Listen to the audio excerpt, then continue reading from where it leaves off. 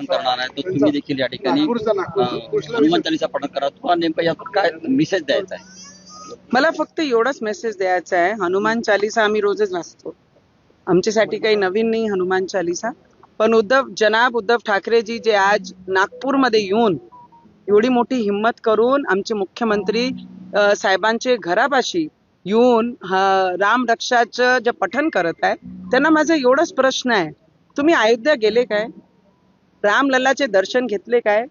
फक्त जे नौटंकी आणि जे ढोंगीपणा करत आहे राम रक्षाचे नावानी, त्यांना एक प्रश्न आहे. आमचे मुख्यमंत्री साहेबांनी म्हटलं की मी त्यांचं स्वागतच करतो, राम रक्षा कोणी करत असेल तर मी त्यांचं स्वागतच करणार आहे.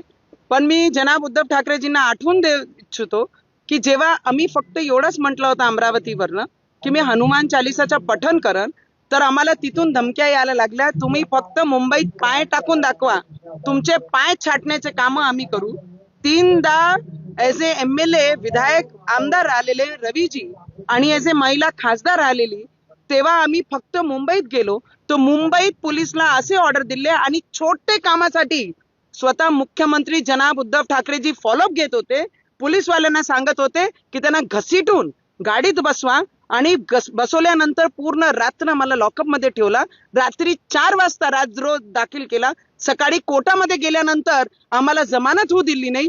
तेच जनाब उद्धव ठाकरे आज म्हणतात जेव्हा आमचे देशाचे प्रधानमंत्री अयोध्यामध्ये रामललाचे मंदिराचा भव्य उद्घाटन होत होता, लोकार्पण होत होता, लोक दर्शनासाठी भीड केली होती, तेव्हा उद्धव ठाकरेजी कुठे लपले होते? त्यांना ते प्रश्न विचारा.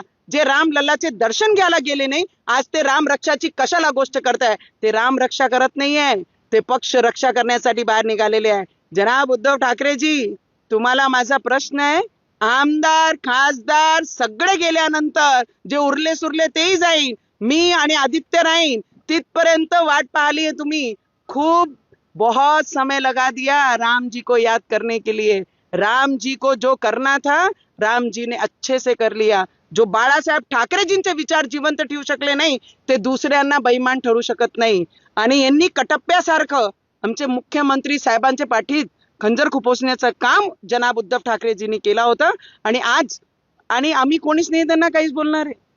पूर्ण महाराष्ट्रीय जनताने त्यांना दाखवून दिली की त्यांची कोणत्या लेवलवर ते स्टँड करतात. पूर्ण विधानसभामध्ये साफ झाले आणि जेवढे उरले ते सगळे सोडून चालले गेले की जनाब सोबत आम्हाला राहायचं नाहीये, आम्हाला राम भक्तांसोबत राहायचं आहे. तर आज सगळे राम भक्त आमचे देवेंद्र फडणवीसजींच्या पाठीशी आहे आणि त्यांच्या सोबत उभे आहे.